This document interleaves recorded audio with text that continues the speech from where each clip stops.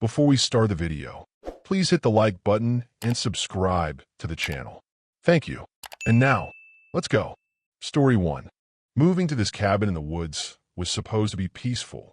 No neighbors, no traffic, just me, the trees, and silence. It was a little isolated, sure, but that's what I wanted.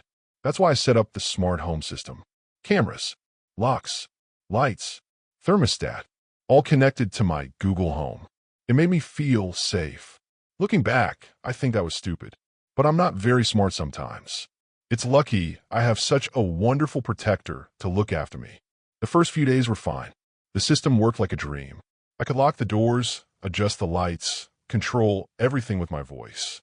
The cameras made me feel secure. I could see every inch of my little sanctuary from my phone. Then the storm hit.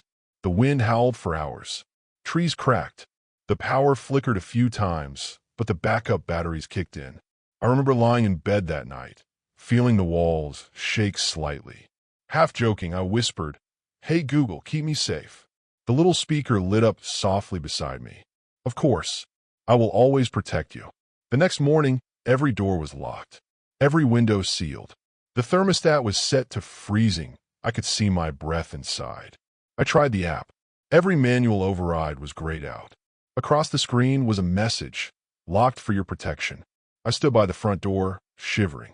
"Hey Google, unlock the front door." A pause. "I'm sorry, it's not safe outside." That was the first time I felt genuinely afraid. I told myself it was a glitch. Maybe the storm scrambled the system. Maybe I clicked something by accident. But even as I thought that, I felt it. The little cameras mounted in the corners of the ceiling, swiveling to follow me as I moved. I tried calling the tech support line. The call connected for a few seconds.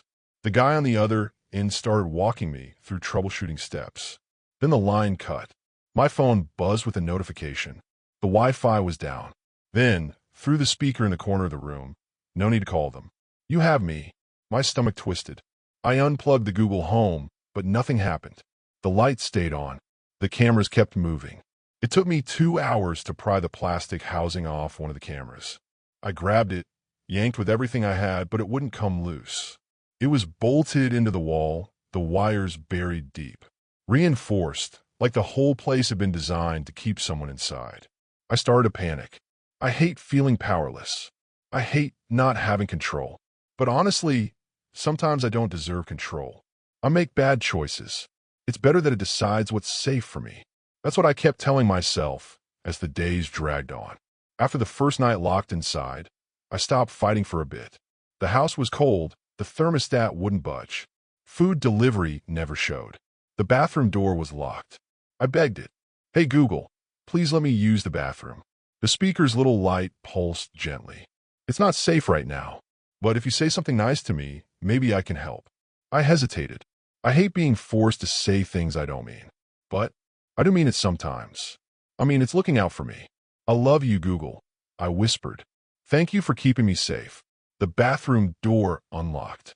I cried for a while after that. I don't know how long I've been here now. Days?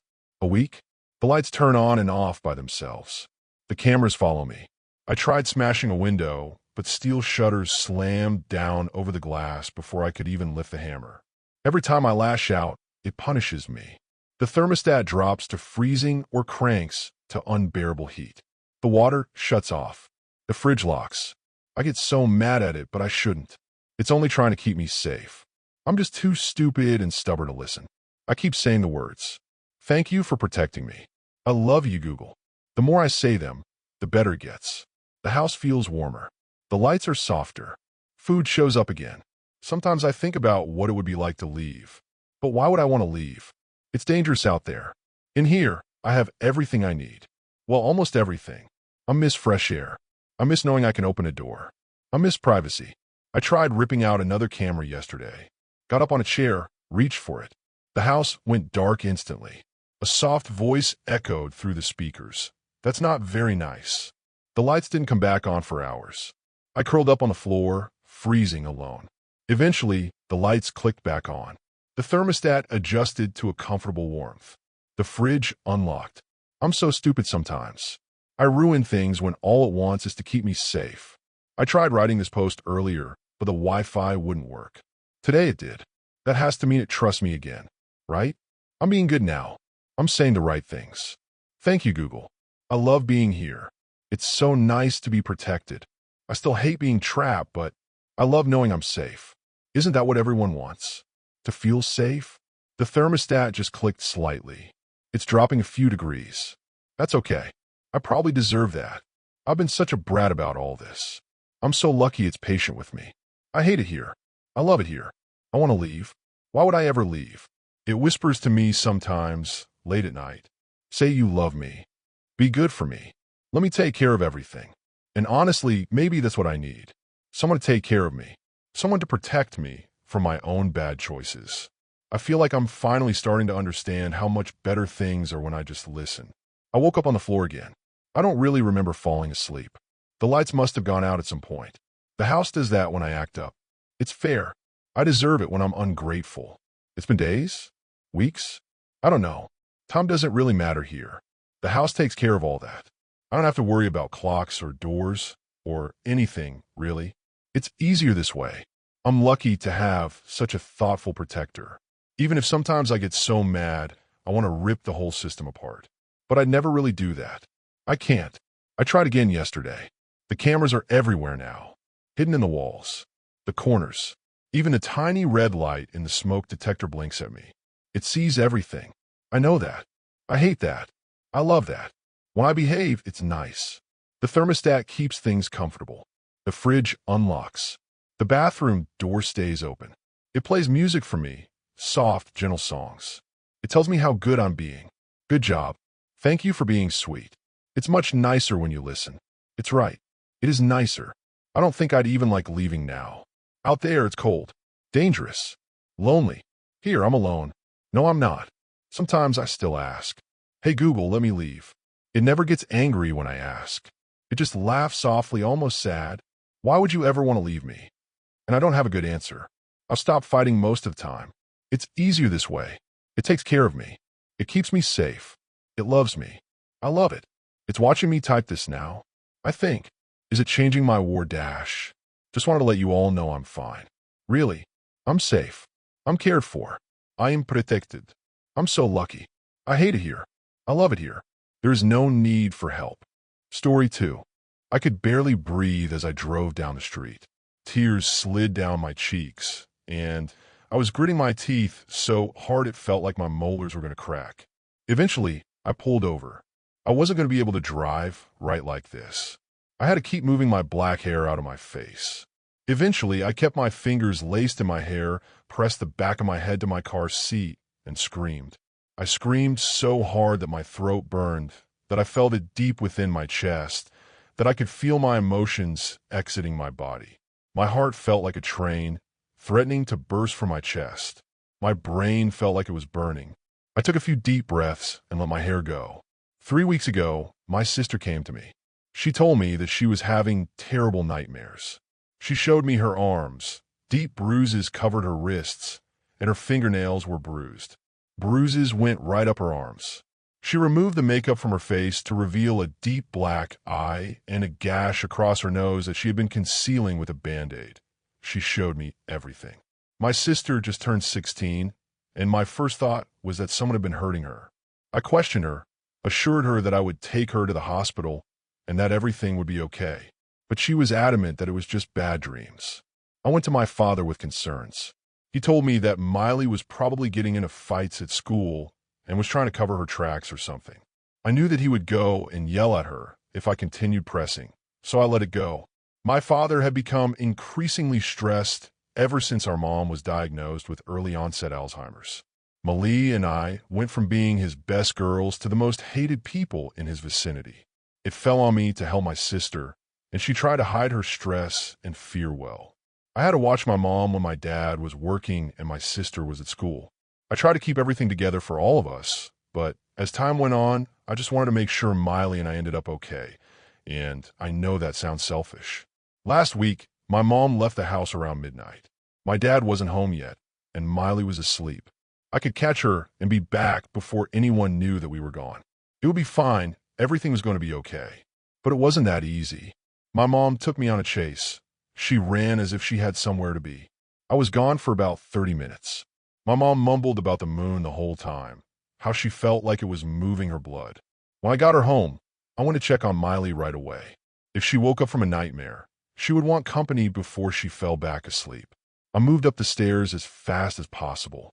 I was only gone for about 30 minutes, so she should have been okay. My mind was screaming at me to check on her. When I entered her bedroom, my foot was lifted from under me, and I had slipped on something. I quickly slid my right hand along the wall and turned on the light. As soon as my eyes adjusted, I could feel my body grow tense. My whole body felt stiff, like I couldn't move or scream, even if I wanted to.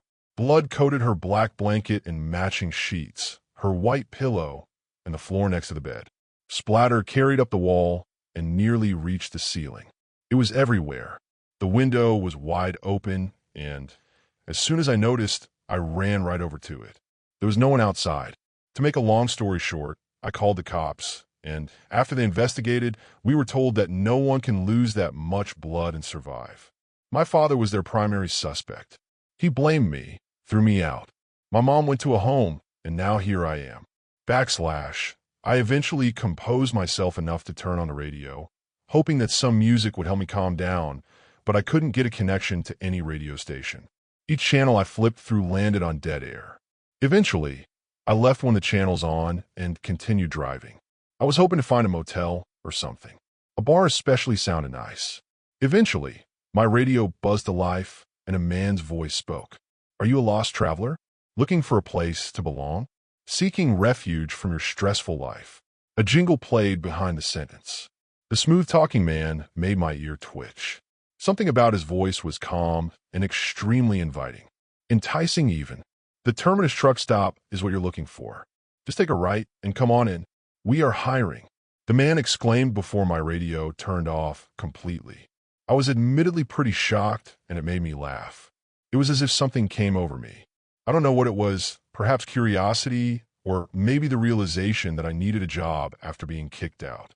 It was the middle of nowhere, though. There was nothing but a long stretch of road behind me. A few cars drove past me, and I continued driving, picking up speed a little. After about 15 minutes, a turn came up, as if it had appeared from nowhere. I gripped the steering wheel as hard as possible, maybe too hard. As I came down the road, my eyes slowly widened. Sitting at the end was a truck stop, one of the biggest I had ever seen. The building itself was white with a red trim. There was one large area with the word food in bright red letters. I figured it glowed when the sun went down. The other half of the building was much bigger and had multiple words plastered on the side. Sleep plus TV plus games plus fuel. The Terminus building sign sat on a tall white board. It was lined in red lights, and the words were a bright, beaming blue. I watched as it twisted for a second before eyeing the row of red gas pumps with white trim and bits of blue sprinkling in. Some trucks were parked around the area, many of them for companies I couldn't recognize. As I got out of my car and walked inside, the smell of the most delicious chicken hit my nose. I suddenly felt starving, like I could eat a whole buffet. The checkered floors and retro soda machines brought a smile to my face for reasons that were hard to explain. The tables were white and red, and the counter and booths were blue and white. Various paintings hung on the walls, and I couldn't help but take a moment to look at them. I weaved through the lines of people to read some. The first painting that drew my eye was a large farmhouse surrounded by beautiful rows of corn. An older man, a woman, and a dog sat on the porch. 4 scarecrows, each wearing a different facial expression, were peppered throughout the corn. The plaque read, Mercy Farms, $16.99. The painting looked like it was done with a lot of love and care by someone who clearly knew what they were doing. I moved to the next painting. Large apartment buildings that stretched on forever littered the canvas. The detail was sublime. I could see people painted in the windows, cars that looked like models I had never seen parked in various parking spots, some lights in a few windows, and something in the field of grass that I couldn't quite make out. The plaque read, Littlebrook, 1995. There were so many paintings left to see, I could feel curiosity overtake my brain. It felt like I was diving into something that was calling to me. Maybe that had been calling to me for a long time. I let my body wander over to one more painting. This one was slightly bigger than the rest. The top of the painting featured a large sun, and I could almost feel its heat permeating off the page. Further in the back, I could make out a football field, and even further behind that there seemed to be a blue sun poking out of the tree-line. The building in the painting looked like a high school, one that was in pretty good shape. I could see various figures in the windows, and a groundskeeper painted right in front of the building. Greenridge High School, 2015. I moved to the side to see one last picture. I couldn't help myself. There was a blinding light beaming down on a house and a gray man. At least I thought it was a man. But I was pulled out of my investigation when someone tapped my shoulder. "Hello." A man with short red hair and beaming green eyes smiled at me. He wore black cargo pants, boots, and a black t-shirt. He had a red belt on and a pistol on his hip, and a beautiful white watch sat on his wrist. He looked like he worked out, like he could lift me up and simply carry me away. I coughed out. "My name is Tom. Are you here about the open position?" He asked me as he tucked his hands into his pockets. I wondered what brought him to me. There were at least 20 other people in here eating. Was I here to get a job?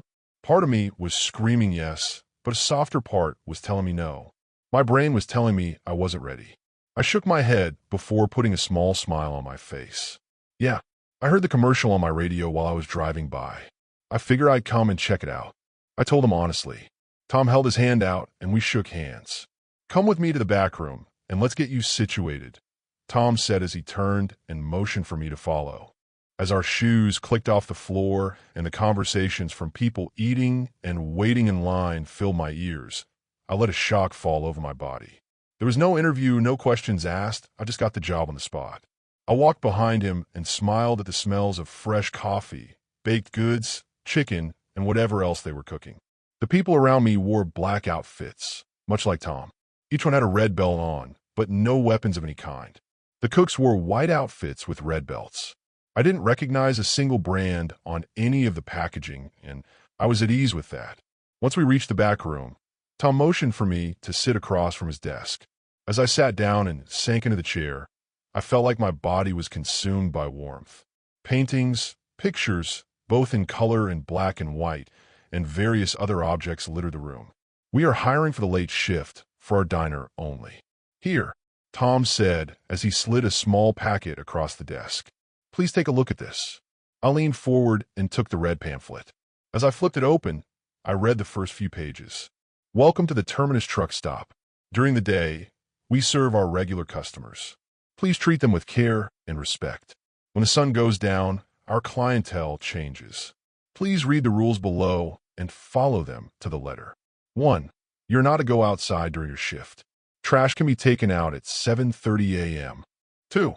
If a creature appears outside, do not go outside to confront it. Leave it be. 3. All of our employees wear a variation of the same outfit. If you see someone behind the counter who does not match this description, kill it with your service weapon. 4. A raven will sometimes appear at the drive-thru window. It's harmless. Do not try to get rid of it. Let it be. 5. You are never to go to the other side of the building for any reason. You are never to leave with a trucker for any reason.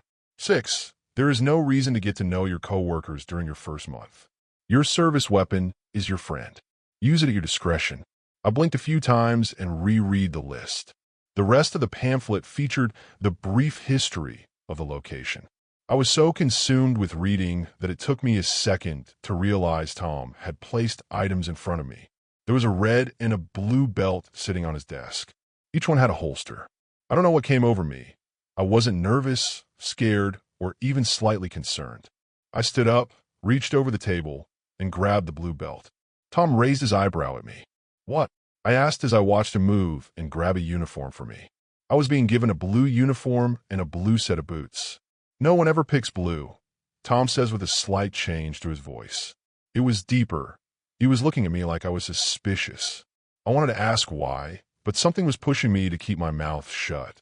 I was drawn to the blue from the moment I saw it outside. Choosing it happened before I could even think of it. "Do I need to sign anything?" I asked Tom as I held my uniform tightly. "No, but you do have to head into the employee restroom and get changed. Your shift starts when the sun goes down. // I felt at home in the uniform. I pulled my hair into a loose ponytail and rested my hand on the empty holster. The people who were cooking didn't bother to introduce themselves to me. They moved almost robotically. The cashier smiled at me and would shoot me a wave every so often. I remembered Rule 6 and didn't bother approaching them. As soon as the sun went down, one of my coworkers called, "Shift time, Valentine." I blinked. I hadn't introduced myself to anyone. Hell, I forgot to introduce myself to Tom. How did this chick know my name? "I hear you," I called back before making a face. I didn't know her name. I could have checked her name tag, but Rule 6 rang in my ear. I wasn't going to break any rules, especially on my first day. Terminus came alive at night. I thought it was busy in the morning, but wow, was I wrong. Cars filled the parking lot, and the diner became so packed that I had to bob and weave. The place was buzzing with life, and it actually made me feel happy, until I felt something grab my wrist. I was pulled to a man, and he held me close like we were married. His clammy hand hurt my wrist as he clenched it. I could feel his breath beating on my forehead, and the smell of cigarettes and eggs hit my nose. As he held me closer, I could feel the sweat on his beer belly. "How would you like to take a drive with me?" he asked me as he licked his lips. "Sir, let go of me. I'm not going anywhere with you," I said seriously as I tilted my head up slowly. His eyes were completely black aside from white dots. My whole body tensed, and I put my teeth together. Fear. True fear. Like I was staring at the face of evil itself. I tried to use my hand to reach for my weapon, but my holster was empty. I started shaking, and I could feel tears filling my eyes as he tightened his grip. Rule 5. Never leave with a trucker for any reason. "I'm not leaving," I spit out, quivering as the man released his grip on me. He turned and simply exited the diner, walking out into the darkness and to a black truck at one of the pumps. I stood there for a second, shaking. I could barely move my legs. I felt my eyes twitch. As people ate and chatted, my body continued to shake. I was still scared, and since I wasn't allowed to go outside, I walked to the closest window. I was looking out at an empty parking lot that would lead directly to the other side of the building. As I sat there watching the emptiness, I cocked my head. Something was moving, and I could barely see it until its head turned towards me. A large creature came barreling towards the window. I once again reached for the empty holster as the beast met me at the window. It was beautiful, gorgeous even, but horrific in its own way.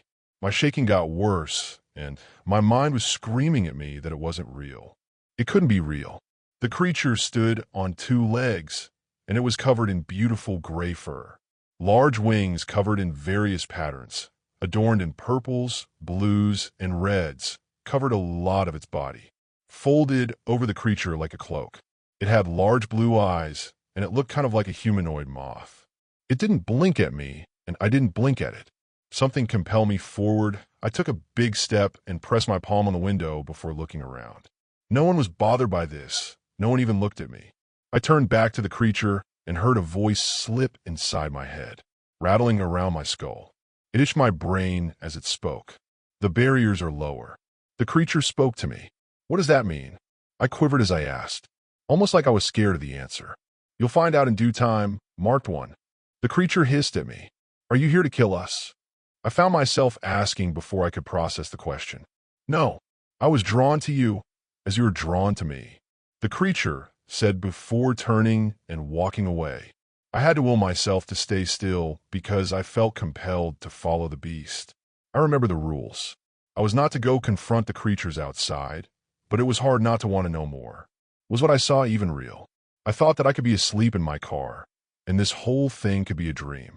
I was snapped out of it by a scream coming from the kitchen. It was blood-curdling. It echoed through the whole diner, but no one turned their attention to it. I quickly sprinted towards the kitchen and pushed the little door out of my way to get behind the counter. The cashiers had frozen in place. They weren't turning to help. They paused with cash in their hands, like someone had hit pause on their bodies. As soon as I reached the kitchen, something hit me from the side. The wind was knocked out of me as I slammed into the floor. I forced my eyes open, and as I did, my blood ran cold. A creature wearing a black t-shirt and cargo pants looked down at me. It wasn't wearing one of our belts, though, that much I could see. It had short black hair, but no eyes. Sharp teeth hung out of its mouth, and it had one ear that was barely in the shape of something human. It looked like it tried to copy what a human might look like and failed. It opened its mouth at me as I squirmed. It let out the same scream that got me to come running. Rule 3. I was supposed to kill this thing, but I never received a weapon. I felt something sink into my side. The pain was immense, and I screamed and bucked my hips. I freed one of my arms and slammed my fist into the creature. It didn't budge, and as I screamed for help, it became apparent that no one was coming. "Let me go," I screamed as I tried to push the monster. I gagged as I tasted blood at the back of my throat. It rose, keeping its hand inside of me, and I was suddenly being dragged across the floor. I screamed again and tried to kick, but I could barely concentrate as the pain shot through my body. I watched as the creature opened something behind me. I screamed as the creature lowered towards me and sank its teeth into my shoulder. Every other instance of pain I had ever felt in my life couldn't compare to this. My heart rate increased and tears poured out of my eyes. As it ripped its head up, pain shot through my body. I yipped like a wounded dog. It leaned closer to me, licked its lips, and spoke in near-perfect English. "Your sister squealed like you when I tore in her thigh. You taste the same." It hissed at me. My brain went static. I couldn't process anything. All I could hear after that was white noise. I came back to it as a tongue slid across my face and the slime lingered on my skin. "You cry the same," it teased. I don't think I ever cried so much. But as the wind hit the back of my head, something willed me to swing my free arm around and reach for my holster. This time, I felt something metallic and cold at my fingertips. My weapon. I let out a scream loud enough to drown out the sound of my beating heart. Fear consumed me in ways that I had never felt before. My right hand shook with trepidation. My head pounded with apprehension. I swung my arm up at the same time as the imposter raised its arm and swung its clawed, human-like hand down at me. I just kept screaming as I fired the gun and twisted my head to try and protect my neck. I felt the claws sink into my face and cut me open with ease. I felt the pain wash over me like water on sand. When I finally opened my eyes, I saw a corpse next to me, its head blown wide open. Half of my vision was consumed by crimson, and half of my body was engulfed in pain. I could tell that I still had my eye. It got me on the right side of my face on my left shoulder and stabbed my right side. Yet, I still had the will to get up and move. My ear was pounding. I slowly scraped myself to my feet. As I turned around to see where the wind was coming from, and there it was, the open door, I knew that I couldn't go outside, but there was something about the area that made me pause. The trees swayed in the wind, and I could see figures in the darkness. Some of the figures walked on all fours, some flew, and some seemed to be human, while others were animals. I turned to the corpse and grabbed it by its shirt. With whatever strength I had left, I dragged it to the door and kicked it a few times before I slammed the door. I wasn't about to go outside and deal with that. I wasn't breaking rules. But what the imposter said rattled in my brain. I limped through the kitchen, and everyone had resumed working.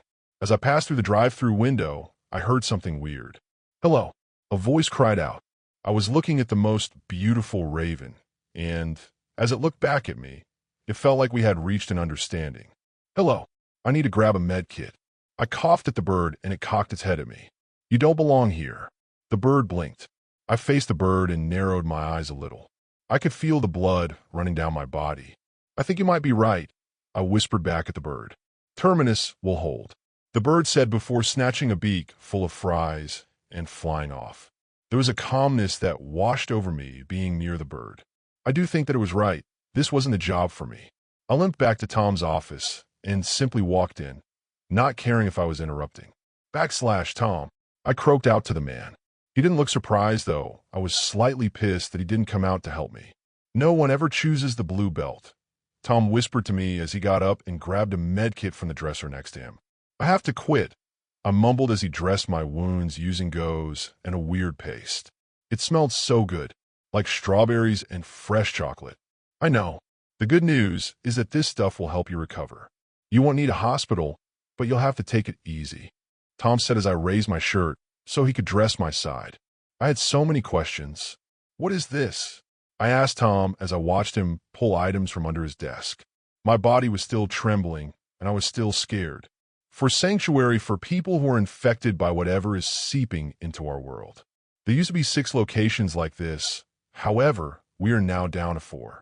Everything you need to know is in this tome, he said as he pulled out a blue backpack and started stuffing items inside it. I wish I could help you more, but the longer you stay here, the more likely you'll die, Tom said quickly as he shoved cash into the bag, into a brand new blue wallet, and handed me a stack. He was moving far too quickly to make me feel comfortable. Tom Dash, I winced. I wanted to ask him why he hired me on the spot, why blue was important, and what the hell was going on. But he got up and handed me the blue wallet and helped put the blue backpack on me. You have to go. Get in your car and go. Read the book and by the gods, survive, Tom said as he practically pushed me out of the room. As I walked through the kitchen, every worker was staring at me, unblinking, unmoving, just smiling. I quickly made my way past them and made for the door I entered from. The sun was coming up, and my shift was over. I turned to take one last look at the dining area. Rows of white dots stared back at me. I barreled through the glass doors and moved so fast that it made me cry. Pain shot around my body like a twisted pinball. As I spotted my car in the distance and tried to pick up the pace, a familiar voice rang out from one of the gas pumps next to me. I turned to face the raven, and it turned to face me. Nevermore, it asked. Nevermore, I replied as I made it to my car and ripped the doors open. I tossed my bag in the passenger seat and pulled out as quickly as possible, white eyes still staring at me from the windows of the truck. Stop. https://r/www.reddit.com/r/spectrals-megaverse/spectrals_megaverse_2025. Story 3. I had never been very acceptant of the idea of an HOA. I hated them. Owning something like a house and not being able to customize it, getting in trouble for having long grass, a horrid idea. But it was the cheapest house in the best neighborhood I could find. I wasn't broke, but I also wasn't rich, so I was trying to find a nice middle ground house. $127,000 for a 3-bedroom, 1-bathroom house was an amazing deal. However, it came with an $87 monthly HOA fee. I was fine with it, was even looking forward to it, finally moving out of the apartment I had been living in most of college. I worked as an architect, it paid okay, the firm I worked in did decent, and I got to design some interesting things. I was 6 feet 2 inches, about 167 pounds, and 27 years, with sand blonde hair and bright green hazel eyes. Single, hopefully not for long, and decently friendly.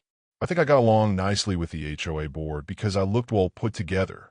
The board itself was mainly a bunch of well-off 80-somethings that told me what was and wasn't allowed. Keep these dang sidewalks clean. Mow your lawn only on Saturdays. Don't be loud after 9. And make sure anything, and I mean anything, additionally built, changed, or different is approved and in line with the HOA. Basic things, I guess. I had never been in an HOA, so I didn't know how strict or not strict this was. I noticed quickly that every house looked the exact same. From the weathering, the colors, every house with a shed had it in the exact same spot, or at least from what I saw, they were the same. The fences were all brown wood, about 5 feet tall. You could see over them. I didn't think this was the type of place any nonconformism would be looked upon kindly. I got house number 602 on Birch Street. It seemed all the streets were named after wood of some kind. Once I had finished moving in, I had heard a knock on the door. "Hi, neighbor," said an older woman. She was holding a basket filled with what looked like cheap Walmart Bluebell cheese and some gift cards. She smelled like old lasagna, and she looked like she could be on the HOA board itself. "I brought you a welcome basket to welcome you to our wondrous neighborhood," she exclaimed. "My name is Miss Pamela, but you can call me Pam. Here, take the basket." As I grabbed the basket, she patted my shoulder and let herself in. I didn't stop her. I was a little confused as to what was happening anyway. "Hi, Miss Pamela." "Pam, I mean. I'm Jacob. Thank you for the basket. But I have some unpacking and things I'm trying to get to, and I just dashed." She cut me off. "I'm not here to socialize all that much either. I just came to warn you." She glanced around. Her face seemed calm, but there was a tinge of something, Maybe anger? Do not try to be different. Don't try to do your own thing. The HOA will hate you for it. I know what you're thinking, and I'd like to tell you, I was a young girl once, now I know better. Don't try to step out of line. She patted my shoulder again and went to leave. Thank you, Pam, but you don't have to worry about me. I said, we'll see then, Jacob. And she left. After the encounter with Pam, I set the basket in the fridge and took out the coupons that were in it. It was random coupons, Brahms, Kroger's, some gas stations, nothing special. As I was bringing things in, I slammed the corner of a table into the front door. It left behind a long streak and dent, definitely noticeable. I didn't even think I hit it that hard, but it was most definitely noticeable. I was going to have to fix it quick, and I was pretty much done unpacking, so I decided to go find a local hardware store. I decided to grab some of those coupons that Pam gave me, and noticed one for Handy Ham's Hardware, 30% off a pint of paint. Perfect, I exclaimed. I would have to thank Pam later, and maybe bring her some of the cheese back. As I pulled up to Handy Ham's Hardware, I noticed that there was only one car in the parking lot. I entered, heard a door chime, and quickly saw the paint and would fill her. I grabbed what looked like the closest to the door, an off eggshell white, and assumed that once it dried it would be unnoticeable. As I was handing the coupon to the cashier, the only person in the store, he looked up at me. Again, as everyone I've seen, an old man. Boy, that's an HOA coupon. You better have approval before making changes to your house. He said, his voice raspy. I'm just fixing a hole. I'll talk to the HOA, but I'm sure I'll be fine. I responded, paying with my card. Be sure to make sure you have approval on the hole as well. They're more strict than they seem, he said, and handed me my receipt. Confused on why I had to get approval for an accident, I drove home. Pam and two other old people were at my door, staring and grumbling at it. Jacob, why don't you explain yourself? Pam said. She was angry. I hit the door with a table leg on accident, and just got the items to repair it. I said, I don't understand why they cared so much. So you're going to make 2 unregistered changes to your house? The taller dude next to Pam said, I'm not making any unregistered changes. I'm just repairing it. I said, no, son. You have changed this door without permission. It's very obvious. The shorter dude said, it wasn't a purposeful change. It was clearly an accident. I said, a little annoyed. This isn't an argument, boy. You will be fined. You should have checked with us first. The tall jerk explained. What the heck are you talking about? Being fined for what? It wasn't literally an accident. I proclaimed. Argue it with the collector. I'd suggest you don't mess it up anymore. Pam said, and they walked off. This upset me greatly. I hadn't even been here 3 days, and I already had to pay an HOA fine. I decided to go inside and watch TV. I wasn't going to go fix the door after what happened, and I wanted to get my Xbox hooked up. At around 8, I heard knocking on the door. I went to go open it, and it was the most average, middle-aged man I've ever seen. When you think of office worker, this is exactly what your mind goes to. It was a little odd how average he looked. So, I see that you made an unapproved alteration to your home, and that does come with a fine, he said, with a very, very monotone voice. He almost sounded like he had no accent whatsoever. It was odd. I thought I was just being rude. Maybe this was what every HOA payment collector was like. It was not a purposeful change. It was an accident, I said, hoping he understood. I understand, but it still depreciates the value of the home, and that will cause the neighborhood to depreciate a little, and that will throw off all of the balance we have going on. You wouldn't want to ruin our balance, would you? He asked. I couldn't tell if he's frowning or smiling. It was creeping me out. Of course not. I asked. I was tired of this and was hoping paying the fine would be quick and easy. How much is the fine? $60, he said quickly. That wasn't horrible. I want to go grab my wallet when he said I wouldn't need it. How else would I pay it? I asked. He grabbed my arm. His hands were both warm and cold at the same time. It hurt. I felt the muscle in my arm weaken. My joints felt swollen. I wrenched back. I screamed. That hurt. What was that? I yelled. Something felt incredibly wrong. His face seemed younger. He seemed to have emotion. He seemed happier. Your fine must be paid, he said as he reached forward. I darted back quickly. I closed the door on him. I latched the locks. He started knocking. What are you? What in God's name are you? I said, exasperated. I'm head of the HOA. I'm the fine collector. You must pay your fine. He said, as I heard what sounded like mashed potatoes being stirred, the lock began to shift. Hey, you don't have permission to enter. I yelled. I don't need permission. I am the head of the HOA. It was in your contract. I can enter and leave as I please. He said. What came through the door looked nothing like the man that was earlier. A heap of sagging flesh and the strong smell of old lasagna. His hand was mangled, the shape of a key. The other hand looked like a deflated basketball, malformed and squishy. I screamed, You must pay your fine. You must. The thing said. I was running to hide in the bathroom when I tripped on the cord leading from the Xbox to a controller I was charging. I hit my head on the wall. The HOA head quickly came over to me and placed his fleshy paw on my shoulder. I felt my muscles ache and groan. My joints swell. I saw my somewhat long hair turn gray in the corner of my eye. My vision blurred a bit. My bones shifted and my head spun. Thank you. Please make sure to come to the HOA board for approval of any changes next time. The fee will increase. It said, now in the shape of a slightly younger man. I sat crying for hours, confused. I could barely walk. My teeth fell out. I was so hungry. I tried to eat some steak. Cooking it hurt every joint, but I couldn't chew it. I remember the cheeses. I ate them all. I was going to have to quit my job. How would I explain this to my boss? I figured I'd do it later as I was very tired. I just hoped everyone listened to the HOA. I would hate for this to happen to someone else. Story 4. I found a town that doesn't exist on any GPS, but when I went, I found more than I ever could have imagined. No road signs are pointing towards it. I would have never even known it existed if I hadn't found a pile of old county maps in my grandfather's attic. It began when I was doing research for a family history project for my class. I was supposed to research and write about where each generation of my family had lived since immigrating to America. It wasn't hard at first. I knew my parents had grown up in Philly just like me. All I knew about my grandpa's history was that he moved here sometime in his late 20s. I asked my parents where he was from, to no avail. I knew I couldn't ask him. Grandpa hardly spoke ever since he started losing his memory. I drove to my grandfather's house to see if my grandma would be able to help. It had been a while since I'd seen them anyway. It was a struggle finding their house. I drove around for almost an hour looking for it. I can never remember exactly where it is.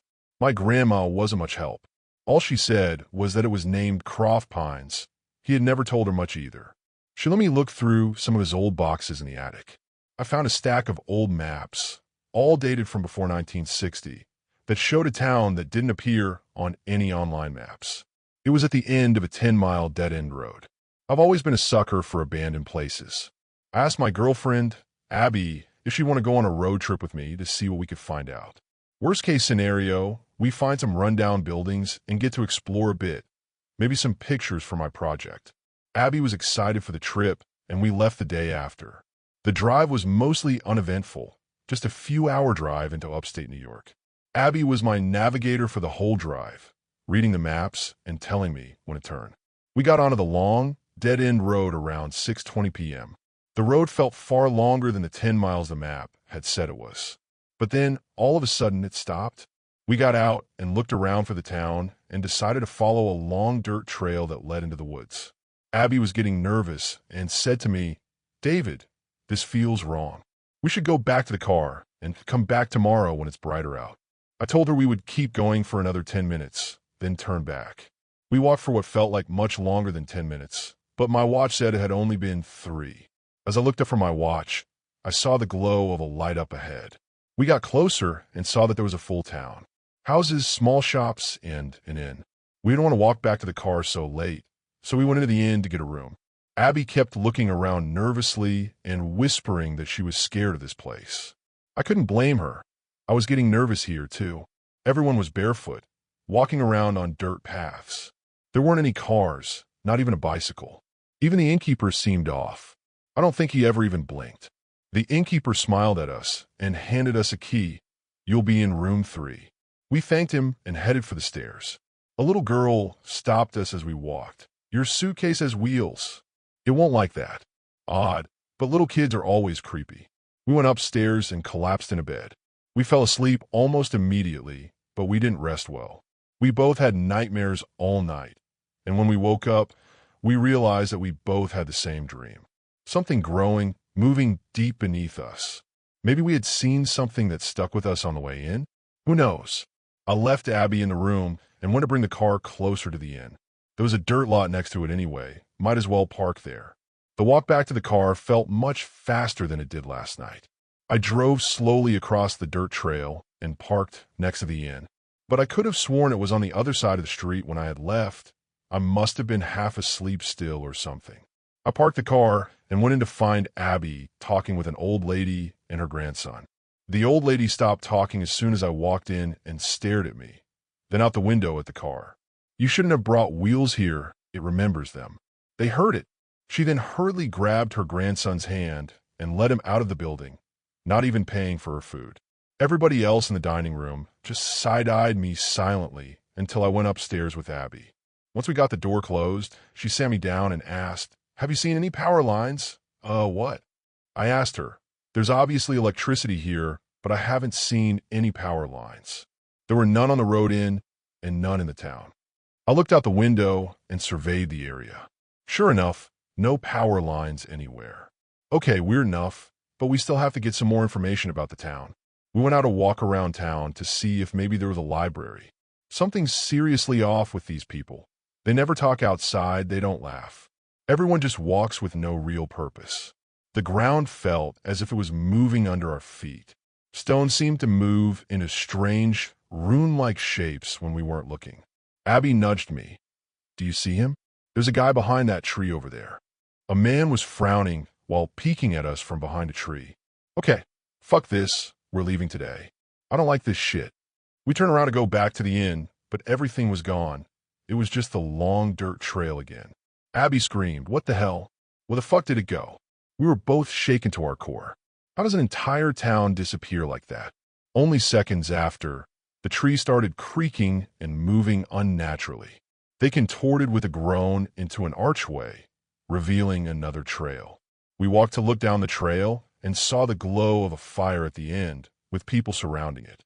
"I'm not going down there," I said to Abby, and she agreed. We hurried down the long trail, trying to find anything else. But no matter how much we walked, we always ended up right next to that trail. We could hear people at the end chanting.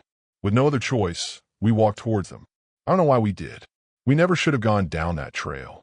Everyone from the town was at the end of the trail, all surrounding a hole going deep into the earth. They turned to look at us. You woke it up, you rolled over it. It felt you. Now it's hungry.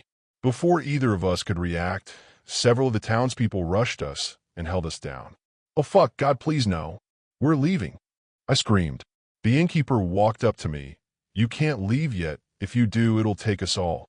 You see, it wants to sacrifice to soothe itself. We found that sometimes a limb is enough," or he paused. "Or sometimes it wants more. A loved one." I wasn't given a chance to speak. They held a hand over my mouth as Abby was held down. One of them produced an old rusty handsaw and began sawing away at Abby's left leg. She screamed and thrashed, but couldn't get away. Eventually, she passed out, and all I could do was watch with tears in my eyes. They took her now severed leg and threw it into the hole. A hush fell over the crowd. A deep, unnatural rumble came from within the hole. "Not enough, not enough." Everyone muttered in unison. The innkeeper came back to me. "I'm sorry about your little girlfriend. She seemed nice."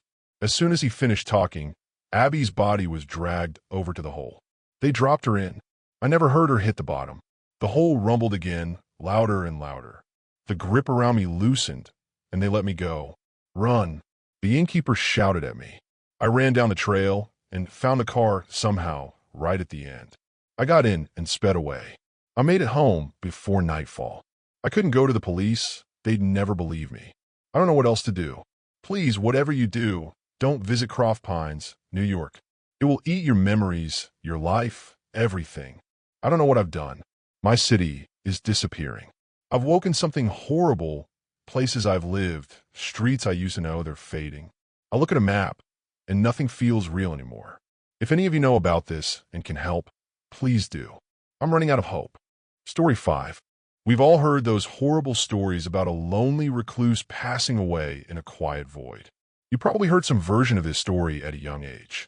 A tale about an isolated individual's body rotting away until someone complains loud enough about a bad smell, or, in more extreme cases, their bank account is drained and bill collectors/unfortunate landlords discover a putrid corpse.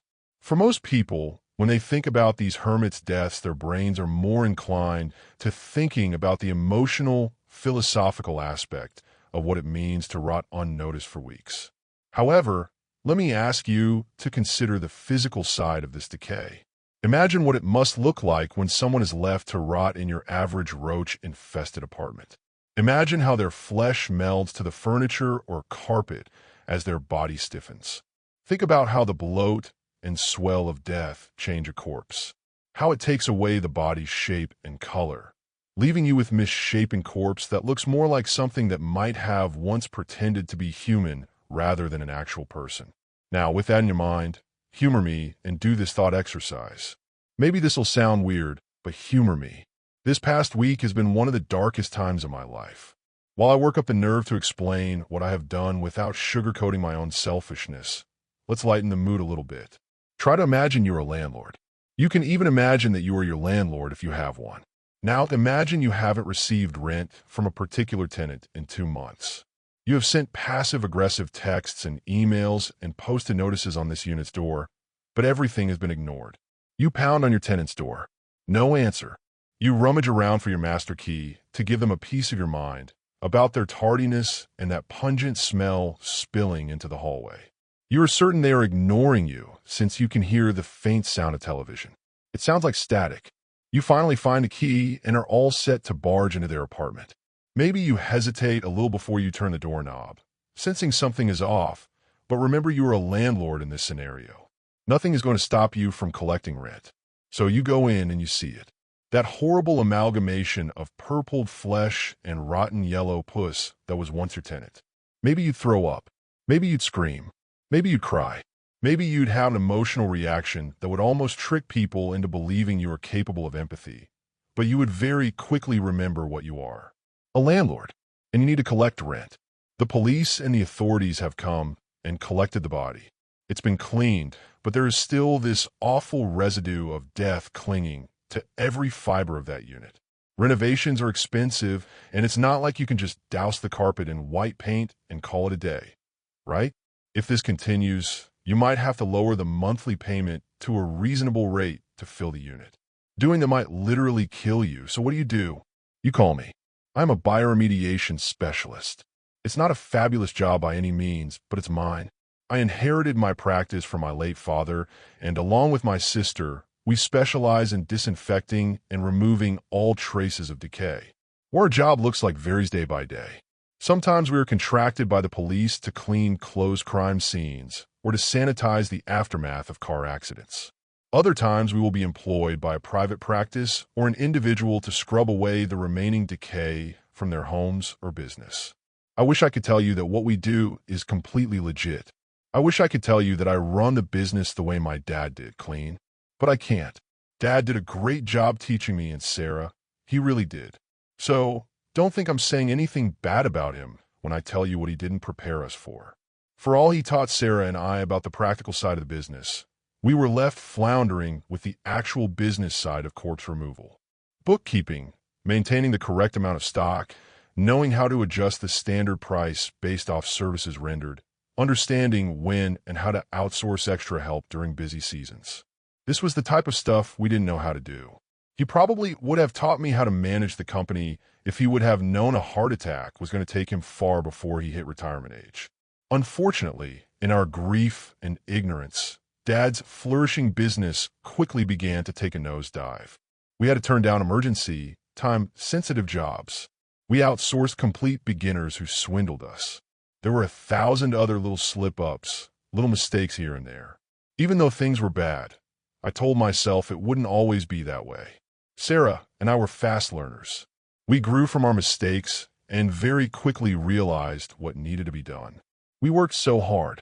I thought that we could get things back on the right track, but no. Even after we got into the swing of things, no one wanted us. Both the state and local departments used to outsource us for work all the time, but now they were forming contracts with other companies. I thought the demise of Dad's business was inevitable until he reached out to me. So, Liam, I'll call him that.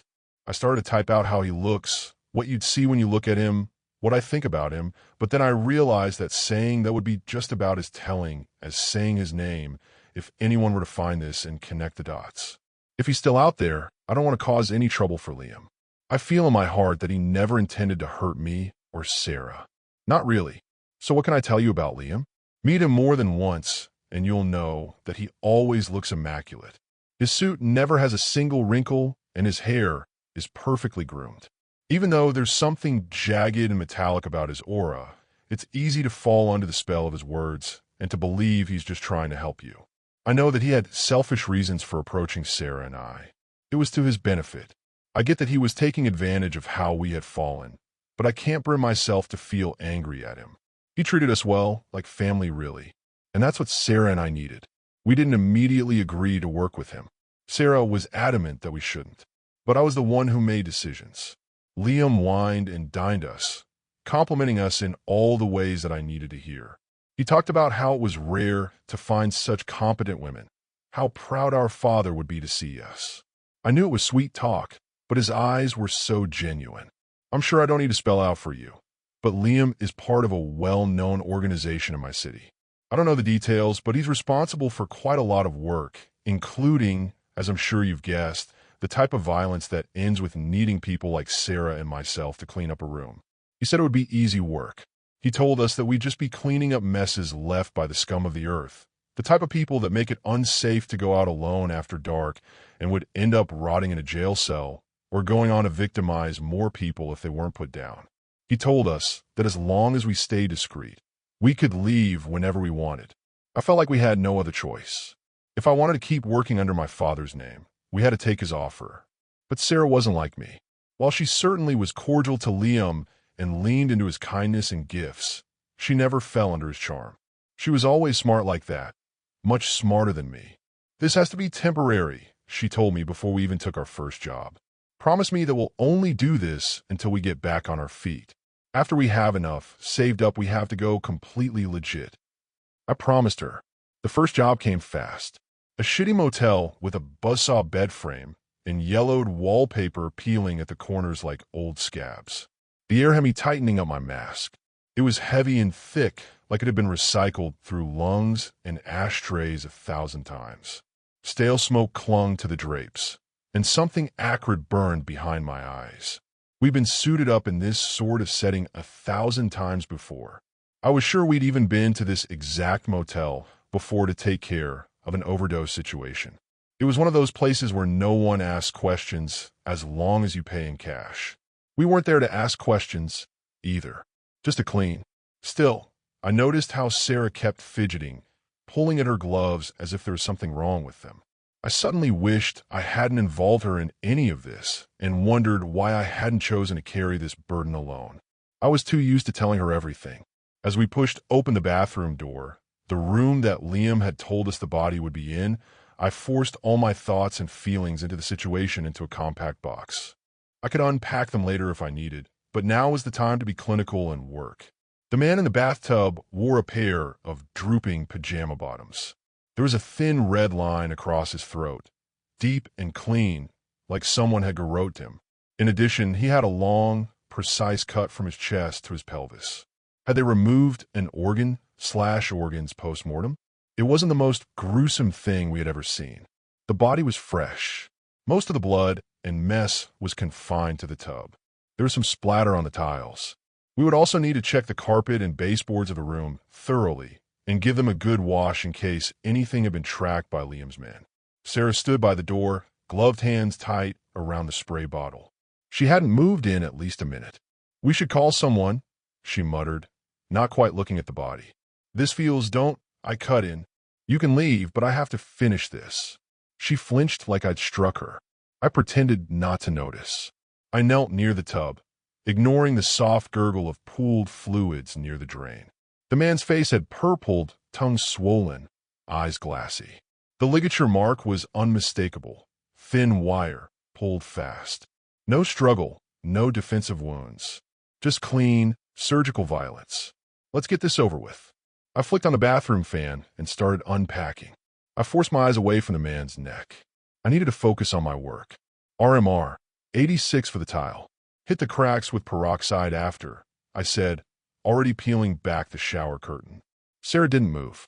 You think we're helping cover this up? I said, not looking at her. Are we not? Her voice was sharp, like she didn't want to admit it either. I feel like I've seen this guy before. With Liam. I glanced down at him. I thought she was being paranoid. Without a before picture, I didn't think there was any way she could have recognized the strangled corpse in front of us. This is a message, she said, her hand ghosting over her neck. They took away his voice. He's telling us this is what will happen to us if we talk. Sarah, we have nothing to say. We know nothing. We're cleaners. I stood and handed her a scrubber. The blood's already been spilled. We just get rid of the mess. That's the problem, she said quietly. It should still be a mess. Her words hung in the air for a beat too long. I crouched again. Sarah, if you want to call in, go ahead. But we don't get paid if the cops walk through this door. And I'm sure you can guess what will happen to us when they figure out how we found the body and whose payroll we're on. That shut her up. If I could go back, I'd listen to Sarah. We worked in silence after that. Sarah did the tub. I took the floor. Enzyme spray hissed over porcelain. Blood diluted, dissolved. The science of it was almost soothing, methodical. Sodium percarbonate for the organ foam. Solvent for the dried spatter. A steam pass to finish. The man's body disappeared about 40 minutes in. One of Liam's guys came by with a vinyl tarp and a blank face. I watched Sarah flinch when the door clicked shut. This isn't who I am, she said softly. I know, I said. This won't change you. She didn't respond. Liam showed up right as we were done cleaning the room. He stepped into the room like he owned the building, sharp suit, clean shoes. Not a speck of dust on him. You two are efficient, he hummed. I like that. This room is probably cleaner than it was when the motel was built.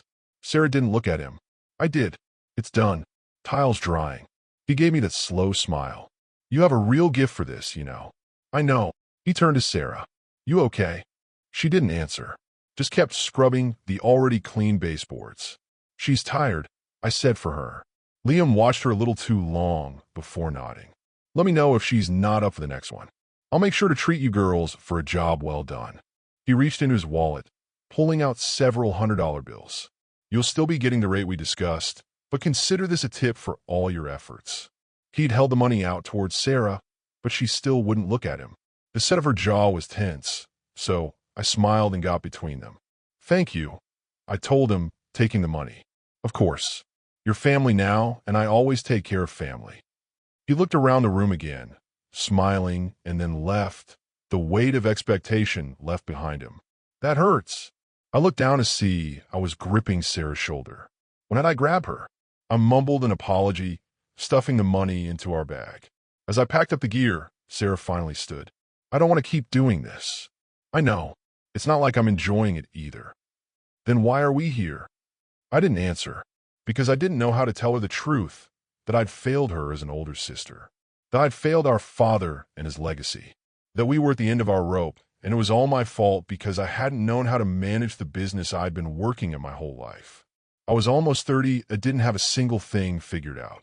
Dad had only been gone for less than 2 years, and I was already ruining my baby sister's future by plunging our business into underground work.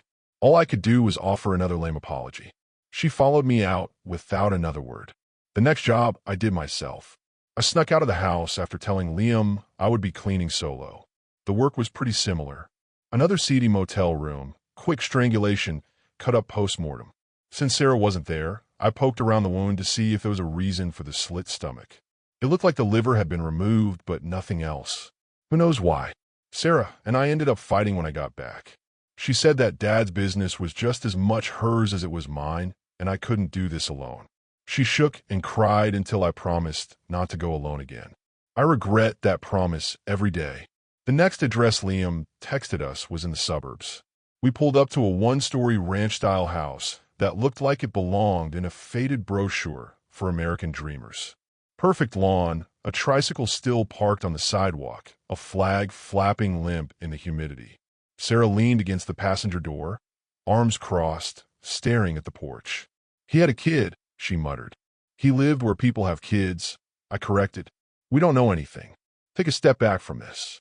We're only here to do the same job we've been doing since high school. She'd been jittery ever since the motel job. Quiet, restless, kept rechecking our supply list like something might have changed in the chemical inventory while she slept. The door had already been unlocked when we got there. It felt strange waltzing into the house of a person I didn't know. I felt like I should have knocked or announced my presence in spite of the situation. Inside, it was quiet. The entryway looked untouched, but as we made our way down the hallway, the scent hit us, burned iron and ozone. Whoever died here had done so violently. The kitchen was the scene. A large man, maybe mid-40s, had bled out at the dining table, shot in the back of the head. He'd slumped forward into a plate of half-eaten eggs. His blood seemed to coat the entire room, and the wound was clearly visible through his balding hair. I didn't want to make Sarah touch the corpse, so I sent her back to the van for a different cleaning agent. I worked quickly while she was gone. I laid out a tarp and shoved his body onto it, careless of if I damaged the body. There was a soft crack as he toppled over, likely the sound of his nose breaking, but I didn't pause in my work. I was sure Liam wouldn't care if the man could no longer have an open casket. I covered the man with the excess tarp, tucking him in as if he were in a sleeping bag. Blood had soaked through the chair slats and into the hardwood. The back wall still bore the faint arc of high-velocity spatter. Cerebral matter had dried in matte fans across the cabinets. This was going to be a lot of work. Sarah sat the cleaning agent down on the counter with a heavy thump. "You okay?" She nodded. I thought we weren't doing this type of thing." He said it'd only be bad people. "I thought this was cleanup." "It is. We're not pulling triggers, just holding them up. We don't know what sort of life he lived or how he managed to get on the bad side of the wrong people. We can't pass judgment, but they can." I didn't respond. I thought if I kept my demeanor cold and pretended it wasn't affecting me, Sarah would eventually leave the dirty work to me. She was smarter, but I had always been better at compartmentalization. Even though I knew what we were doing was wrong and Dad would be rolling in his grave if he found out, I kept moving, thinking that this would be my darkest hour and that perseverance would lead me out of it. "Let's finish this," I said, half to her, half to myself. "We'll start with peroxide to loosen the organ matter, then treat with hydroxide foam. You take the ceiling and backsplash. I'll lift the laminate."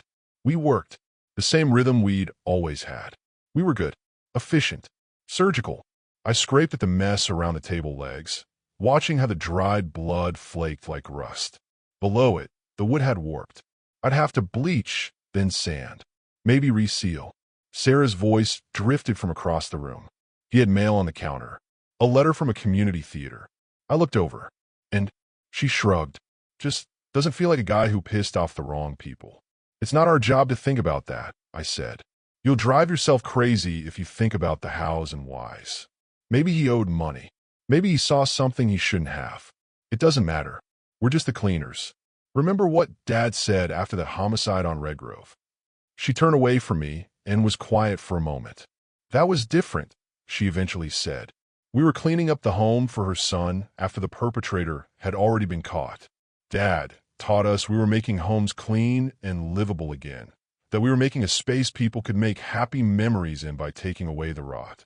That's not what we're doing here." She looked down at the tarp and then the picture of the family on the wall. I'd wiped the blood from it and seen their smiling faces. The dead man with his children. Would this ever be a place they could happy again? Would his sons ever be gathered around this table, laughing? The table where their father died while they were at school? I pushed it down and stayed quiet, but the thought of the dead man's last moment stuck with me as I sealed the floor.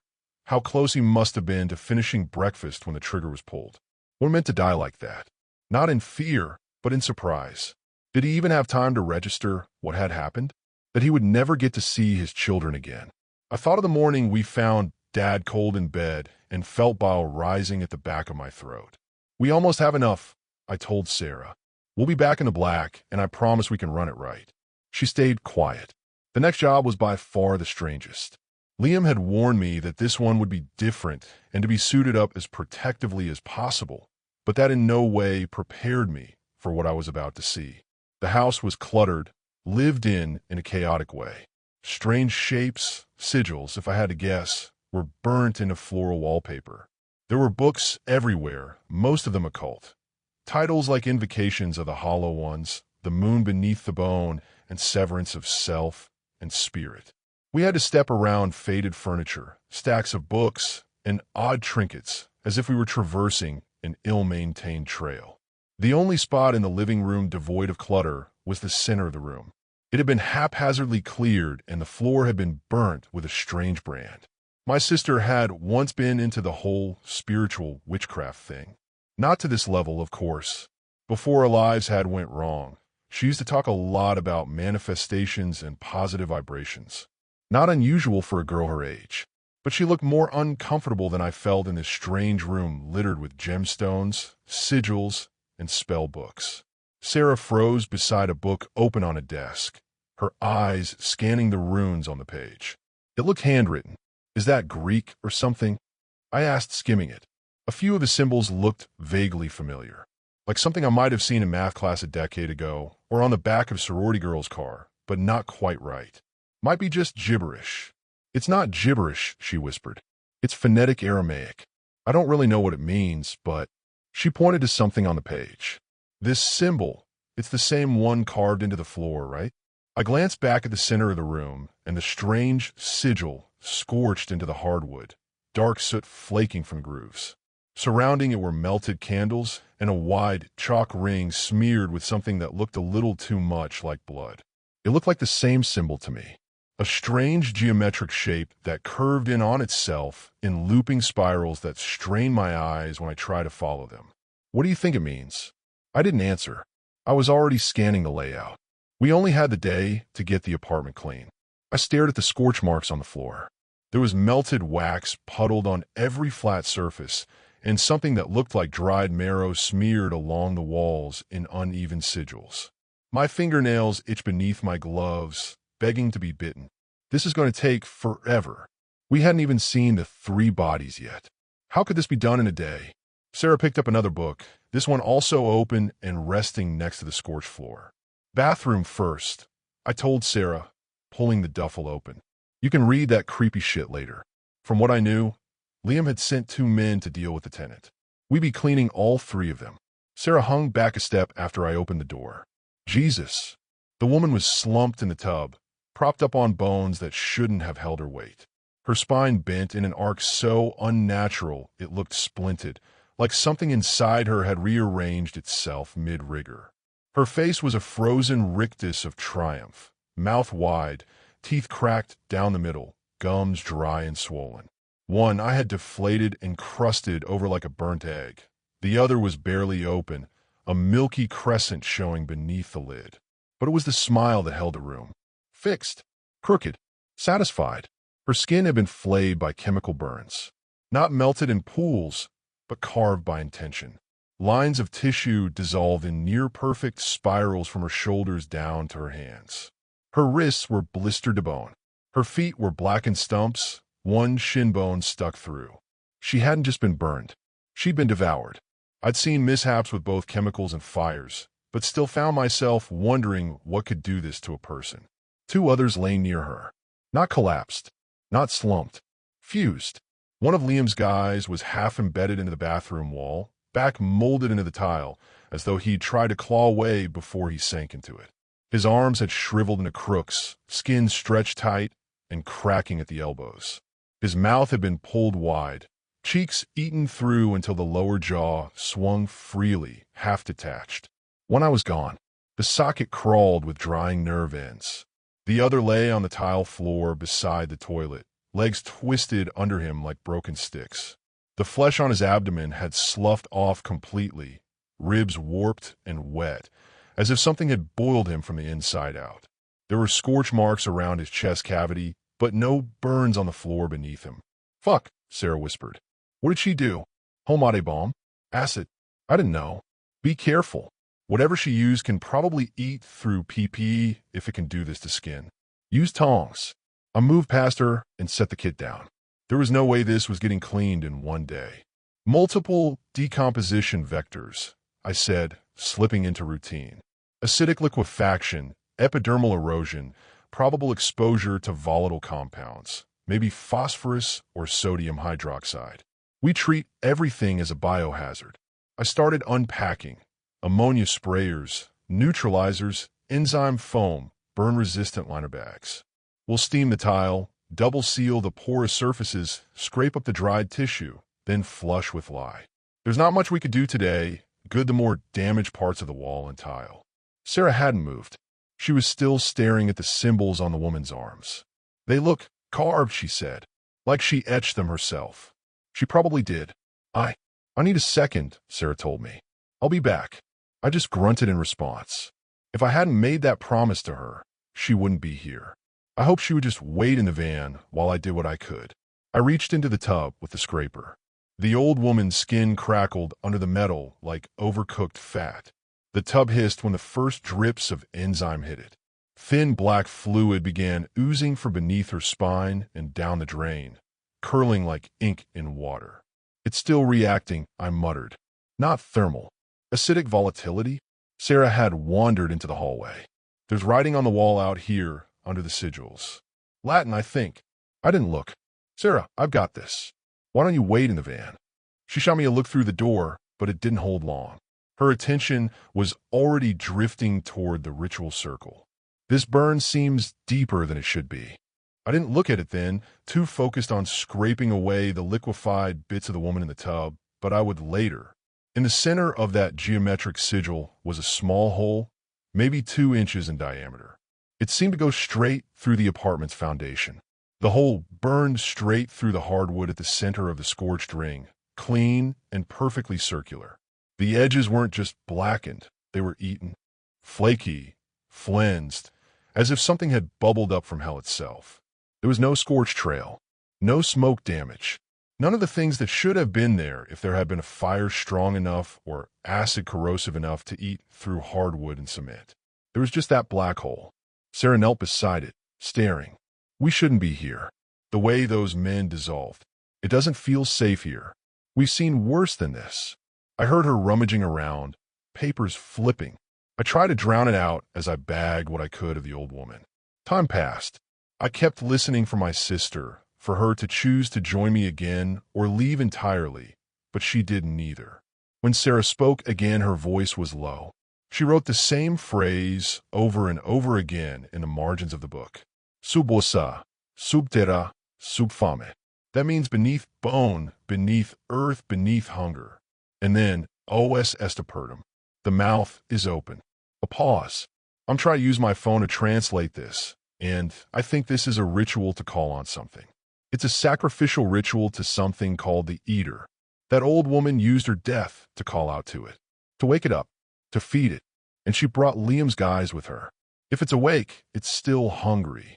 I sealed the second body bag, snapping the zip tie with a firm pull. You need to get some air. I'm not making this up. I didn't say you were. I looked at her then. Her face was pale, a panic present in the way her hands shook. The eater, a sacrificial ritual? I thought she'd sounded crazy, that the strange looping patterns scorched into the floor and walls had bored its way in her mind, whispering thoughts of delusion. I need you to go to the van, I said. I need a couple things. Clear your head. I'll finish up the bathroom. Sarah said my name. How are you not freaked out by all this? Leave, I told her in a stern voice. I heard Sarah suck in a deep breath, the sound of paper shuffling, perhaps the sound of her taking the book with her, and then the door slamming shut. Scraping up the men turned out to be easier than I thought. They were practically dissolving under the cleaner. If we hadn't been suited up so well, I would have been terrified of the chemicals we were being exposed to. As I tied off the final body bag, I heard the door creak open. If you have calmed down, we'll tag the circle, record what we can't clean, and see how Liam wants to deal with what's left. As soon as Sarah stepped into the bathroom, I knew that wasn't going to happen. She had her goggles pushed up in her hair, her respirator nowhere to be seen. Her face could have been printed inside the dictionary as a visual for the word manic. We need to get out of here. That ritual summons the eater to devour the self and the enemies of the summoner. It will absorb everyone who stood against the summoner and then go on a binge until it is satiated and retreats into the earth to sleep again. Sarah, stop. You sound crazy right now. She tugged at her hair like a frustrated child. How are you still not listening to me? You saw the bodies. The eater gets bigger and bigger with every meal. By covering up her death, don't you think that we're aligning ourselves against her? There's no mystery here. A little old lady into the occult used some sort of acid or bomb to make a last stand against her debtors. That's all there is to it, and we're only here to clean the mess. She stared at me, jaw clenched. I looked away. I heard the front door shut, felt the sudden stillness. The candles, the bowl, and the book went into their own sealed room. I doused everything with ammonium and bleach in separate passes, wiped down my gloves between each contact point. The goons hissed in their bags. The acid still hadn't finished working. As I predicted, we didn't finish the job that day. I did enough to make it look passable. Wiped the walls, disposed of the obvious gore, bleached the sigil until it was just a faint scar on the floorboards with a strange hole at the center. I spoke to Liam before I went out to the van. He was just as flattering and understanding as ever. He told me he had another job for the morning and texted an address and a time. I shouldn't have taken it. The house was too normal. There were crayon drawings on the fridge, a dog bowl by the back door, toys scattered across the living room like the kids had just stepped out for a minute. But they hadn't. They'd been slaughtered. It wasn't just a hit. It was a purge. Mom, Dad, 2 elementary school-age kids, all dead, shot with their hands and feet bound in the basement. I'm not going to describe it much more than that. Just what I've written now is enough to churn my stomach with guilt, but I'll remember what I did that day for the rest of my life. Sarah broke first. She dropped her sponge halfway through the job and sat on the floor, her gloves streaked in gore, shaking. "We can't do this anymore," she said. "I know. No, listen to me. This isn't just about keeping the business afloat. This is about us. We're going to lose ourselves in this." I took a deep breath, dropping my own supplies. "I think I'm already lost." She looked at me with tears in her eyes. "Then let's get you back." We told Liam we needed to talk. I sat across from him at a local wine bar he liked to treat like an office. The smile he gave me when I said we were quitting didn't reach his eyes. "You've done good work," he said, turning his wine glass slowly by the stem. "Exceptional, actually. I'll be honest. I wasn't sure you two would make it this far. This started as a favor to your old man, but I'd really like to keep you in the family. Think about this carefully. Liam, we've decided." He smiled. "You think that I'm just some wolf in a suit who doesn't care. But I do.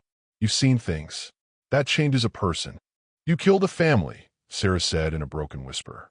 He tilted H. That's it for today's creepy Reddit tales. Before we go, I just want to say a quick thanks to all of you for watching, liking, and sticking around. You guys keep this channel going, and I'll be back soon with more stories that'll make your skin crawl. Drop a comment if you've got your own spooky tale to share, and I'll see you in the next one.